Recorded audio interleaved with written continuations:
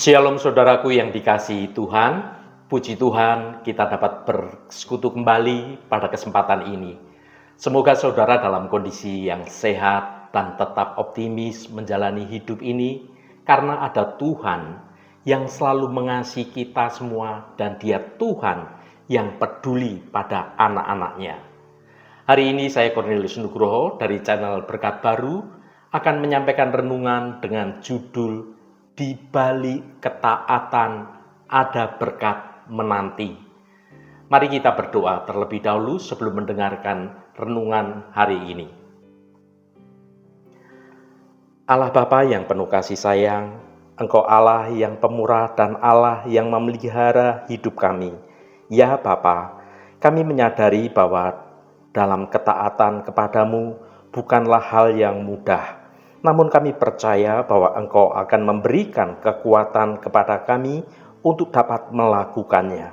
Kami mohon Roh Kudus-Mu hadir di tengah-tengah kami, menerangi hati dan pikiran kami, sehingga kami dapat memahami firman-Mu dengan benar dan menerapkannya dalam kehidupan kami sehari-hari.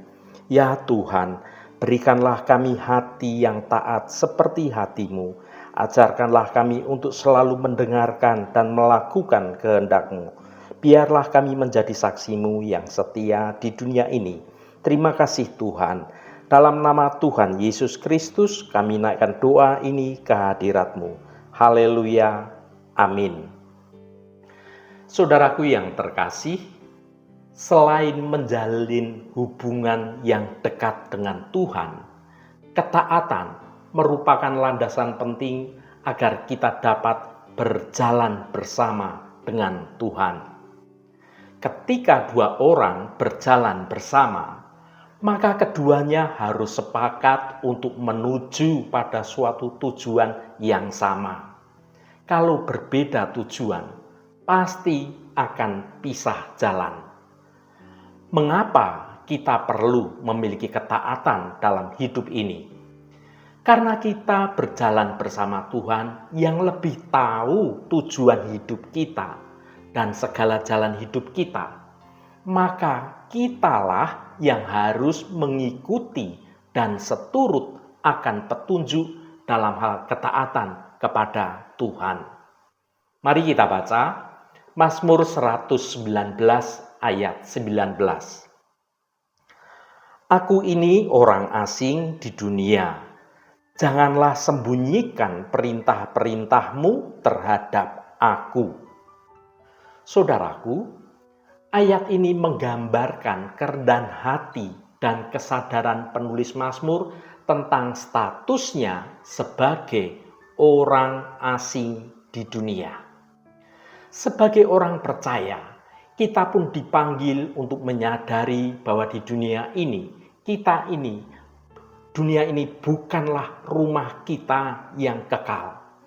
Kita di dunia ini adalah peziarah yang sedang dalam perjalanan menuju tanah air surgawi, di mana kita akan bersatu dengan Tuhan untuk selama-lamanya. Kesadaran ini mendorong kita untuk tidak terlalu melekat pada hal-hal duniawi, melainkan kita fokus pada kehendak dan firman Tuhan. Permohonan penulis Mazmur yang berkata, "Janganlah sembunyikan perintah-perintah-Mu terhadap aku," mencerminkan suatu kerinduan yang begitu mendalam untuk mengenal dan hidup sesuai dengan firman Tuhan. Ia menyadari bahwa tanpa tuntunan Tuhan, hidupnya akan tersesat di tengah dunia yang penuh dengan godaan dan penuh dengan kesesatan. Firman Tuhan adalah pelita bagi kakinya dan terang bagi jalannya yang membimbingnya dalam setiap langkah kehidupan. Ada ilustrasi yang menarik tentang taat dan seturut akan kehendak Tuhan. Sebelum ke pasar, seorang majikan memerintahkan pembantunya untuk mencuci baju. Tetapi si pembantu ini bukannya melaksanakan kehendak majikannya itu, Namun dia, si pembantu, malah sibuk menyapu, ngepel, dan membersihkan seluruh rumah. Rumah majikannya menjadi bersih, tetapi baju kotor yang disuruh dicuci masih tertumpuk seperti semula. Ketika pulang dari pasar, majikannya marah-marah melihat baju kotor belum dicuci. Saudaraku, si pembantu itu sudah bekerja dengan serius dan dengan baik menurut pendapatnya sendiri. Namun yang dikerjakan itu tidak sesuai dengan perintah dan maunya sang majikan. Dan hal ini merupakan masalah yang serius dan banyak terjadi di sekitar kehidupan kita. Banyak orang yang sibuk melakukan sesuatu, tetapi menurut kehendaknya sendiri, bukan menurut perintah dan tuntunan kehendak Tuhan. Sehingga rancangan Tuhan yang baik itu tidak terjadi dalam hidupnya. Saudaraku, ketika kita berjalan menuruti pikiran dan hikmat pengertian kita sendiri, maka Tuhan tidak dapat berkarya dan bekerja dalam kehidupan kita. Dan akibatnya, kita mengalami banyak masalah dan hidup menjadi penuh beban, persoalan yang berat, karena kita telah berjalan melenceng jauh dari rancangan Tuhan yang baik. Mari kita baca Bilangan pasal 20 ayat 12.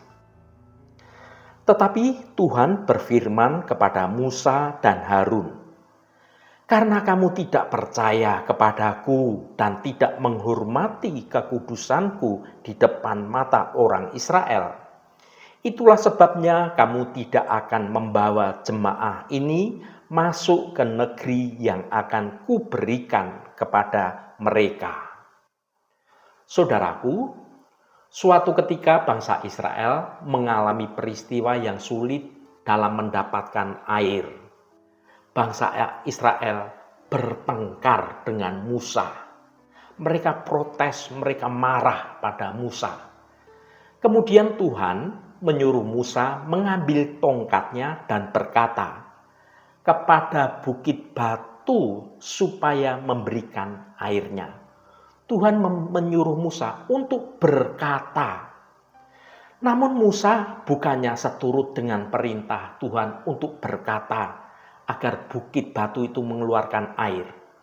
Kepada bukit batu, Musa malah mengambil tongkatnya, lalu memukul dengan emosi bukit batu itu sebanyak 2 kali. Saudaraku, Tuhan menyuruh Musa berkata kepada bukit batu itu, bukan untuk memukul bukit batu itu dengan tongkatnya. Dalam perkara ini, Musa telah bertindak, namun tindakannya tidak sesuai dengan perintah Tuhan. Maka Tuhan tidak mengizinkan Musa masuk ke tanah Kanaan, negeri indah yang dijanjikan bagi bangsa Israel.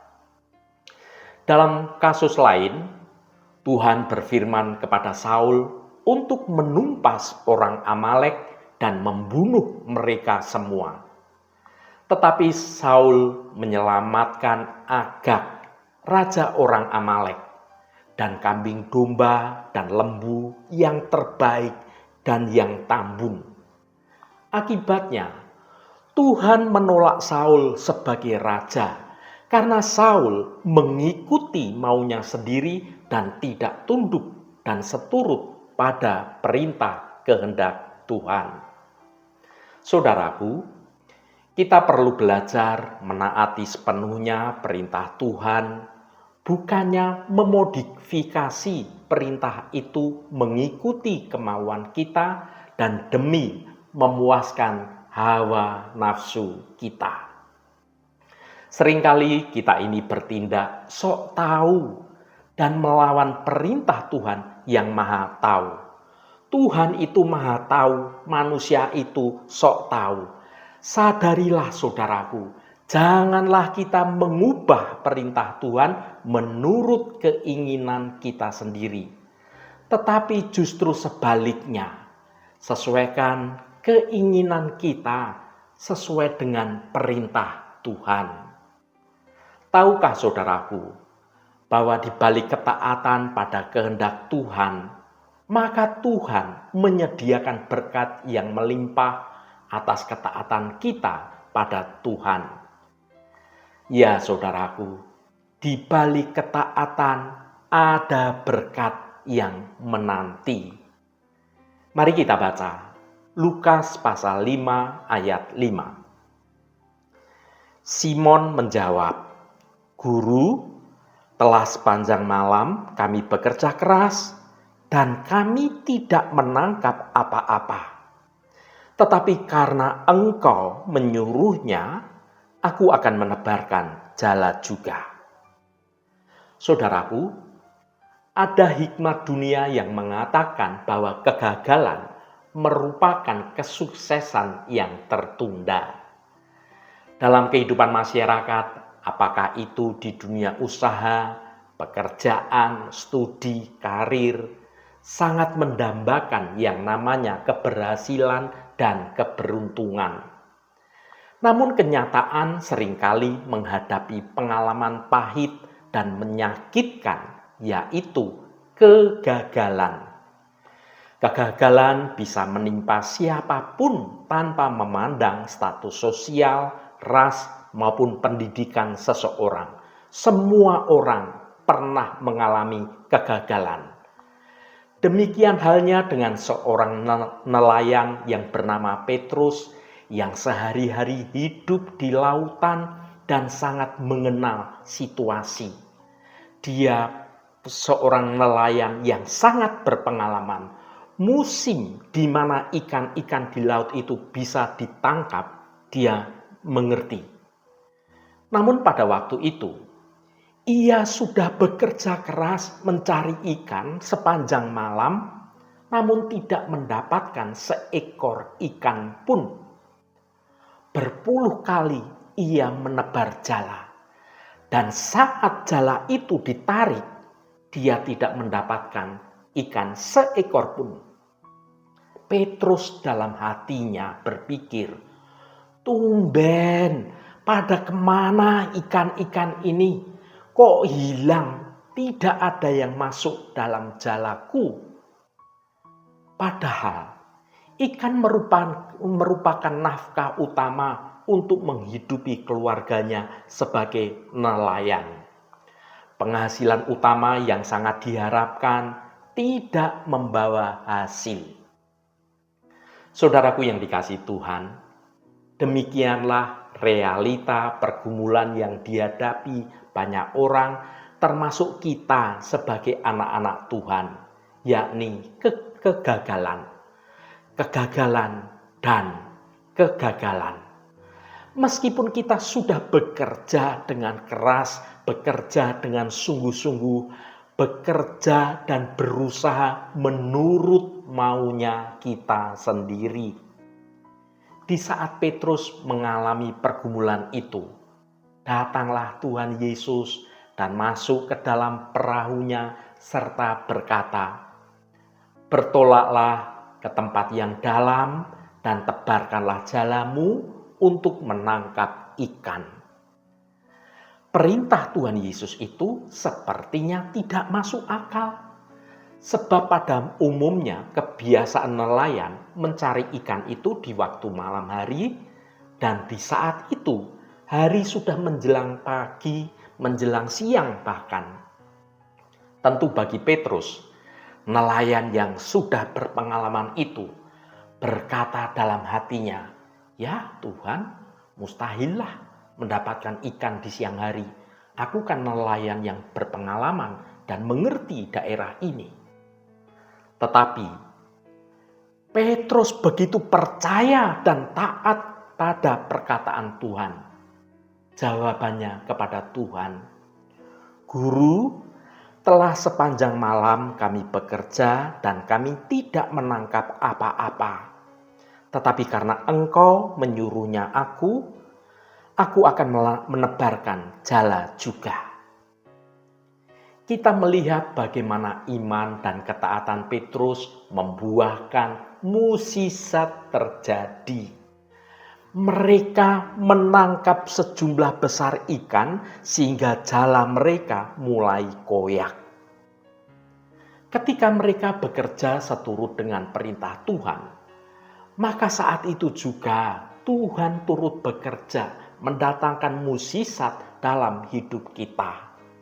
Dan akhirnya kita akan menikmati berkat yang melimpah hasil dari kita bekerja seturut dengan kehendak Tuhan. Saudaraku, mungkin saat ini kita sedang menghadapi kegagalan. Biarlah iman dan ketaatan kita tunjukkan kepada firman Allah untuk taat. Maka mukjizat akan terjadi dalam hidup kita. Kita akan dipulihkan oleh Tuhan.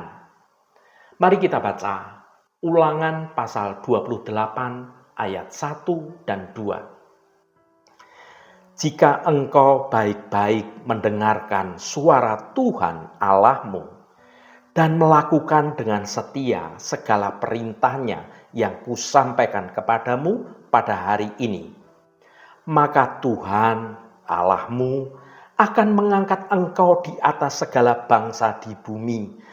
Segala berkat ini akan datang kepadamu dan menjadi bagianmu jika engkau mendengarkan suara Tuhan Allahmu.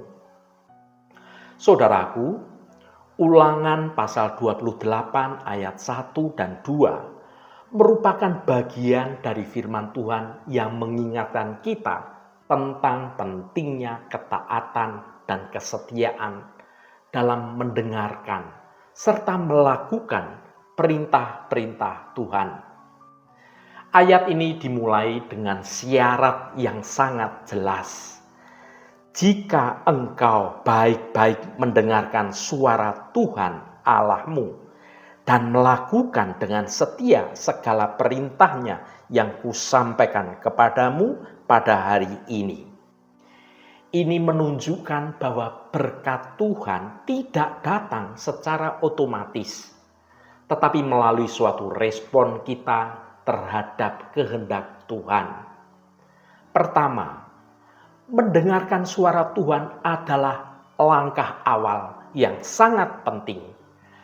Mendengarkan di sini bukan sekedar mendengarkan secara fisik, tetapi lebih kepada sikap hati yang terbuka, yang merendahkan diri dan bersedia untuk diarahkan oleh Tuhan.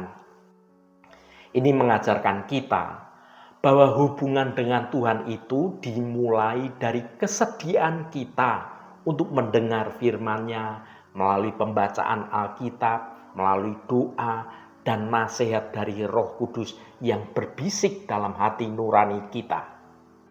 Yang kedua, melakukan dengan setia segala perintah-perintahnya adalah tindakan nyata dari iman kita. Tuhan menginginkan kita untuk hidup sesuai dengan prinsip-prinsip kebenaran kerajaan-Nya yang mencerminkan kasih, keadilan, dan kekudusan. Ketaatan adalah bukti bahwa kita mengasihi Tuhan dan mempercayai bahwa jalan-jalan Tuhan adalah yang terbaik bagi hidup kita. Saudaraku, janji Tuhan dalam ayat ini sangat luar biasa.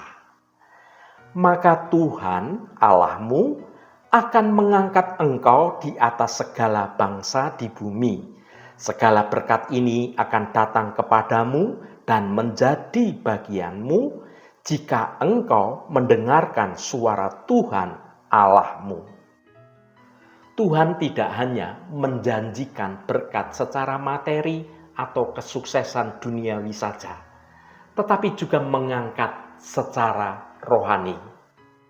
Ini berbicara tentang identitas kita sebagai umat pilihannya yang diberkati menjadi berkat bagi orang lain. Berkat Tuhan melampaui hal-hal jasmani, itu mencakup damai sejahtera, sukacita, dan perlindungan dalam hadirat Tuhan. Namun penting untuk diingat bahwa berkat Tuhan bukanlah tujuan utama kita. Tujuan utama kita adalah untuk memuliakan Tuhan dalam hidup, dalam ketaatan kepada Tuhan.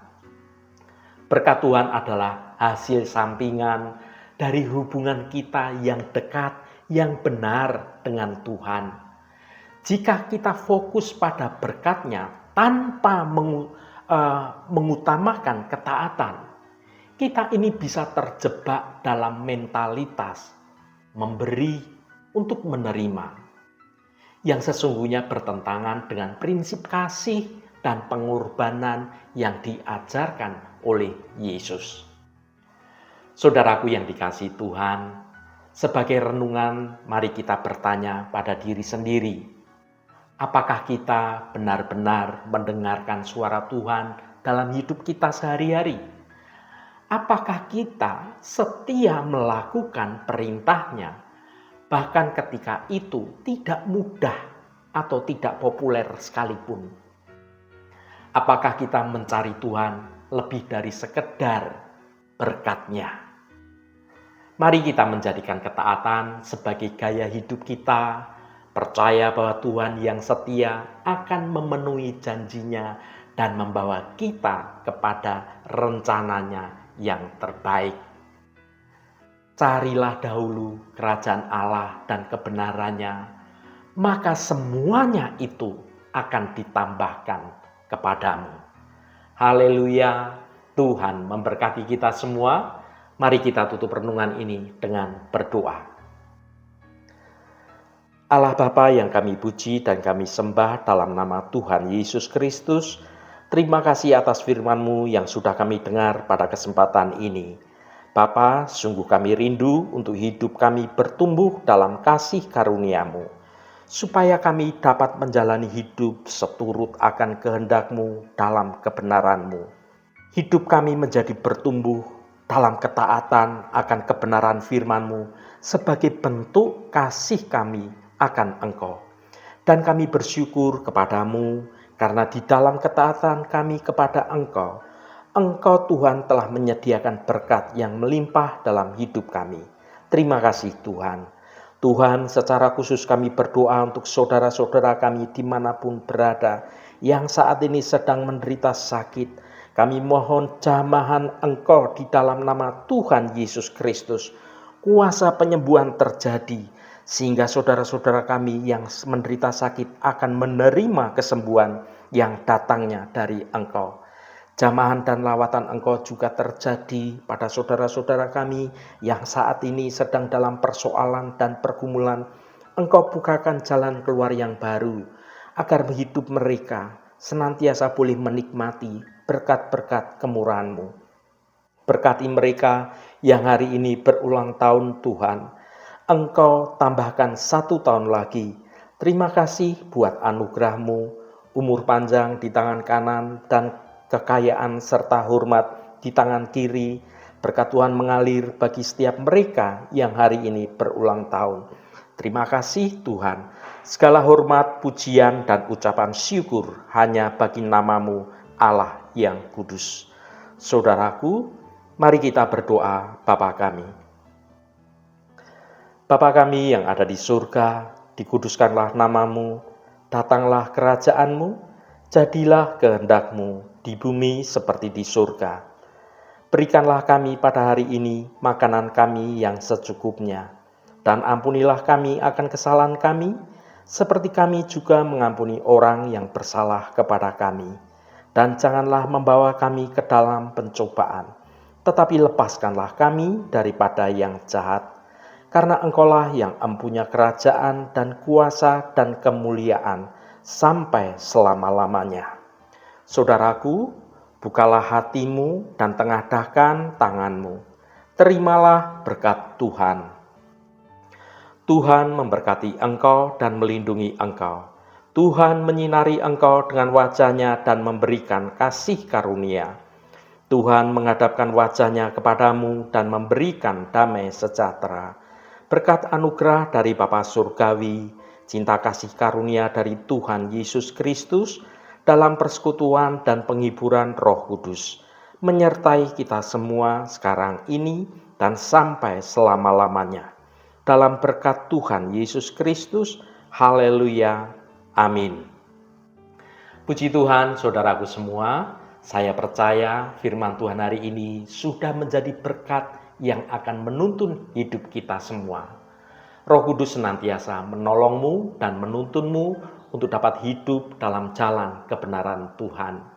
Saudaraku, saya sangat senang sekali dan berterima kasih jika Anda berkenan memberikan komentar pada konten video ini dan bagikan renungan ini pada teman dan sahabat Anda agar mereka diberkati juga melalui renungan ini. Terima kasih saudaraku, sampai bertemu kembali. Shalom, Tuhan memberkati.